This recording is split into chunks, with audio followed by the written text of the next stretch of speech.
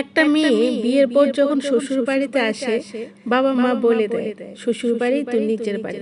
কিন্তু কোথায় সেই বাড়ি যেখানে হাঁটলে দোষ, খাইলে দোষ, ঘুমাইলে দোষ, আর কোনো কিছু হইলে বাড়ি থেকে বের হয়ে যাও।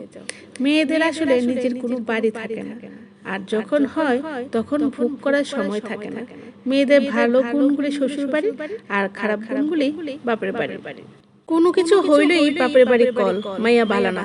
কিন্তু সারাদিন যখন পরিশ্রম করে তখন তো কেউ ফোন করে বলে না আপনার মেয়ে পরিশ্রমী, আপনার মেয়ে সংসারের সাথে সাথে ছেলে মেয়েদের পড়াশোনা বা তাদের জন্য কখন কি করলে ভালো হয় সবই জানে।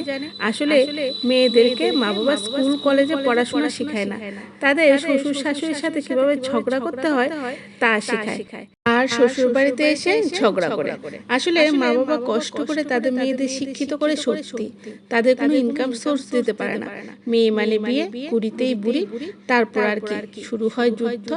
এই যুদ্ধ সেই যুদ্ধ নয়, এই যুদ্ধ হলো চুপ থাকার যুদ্ধ। পাছে লোকে কিছু বলে, হাই রে মেয়েদের জীবন এভাবেই শেষ।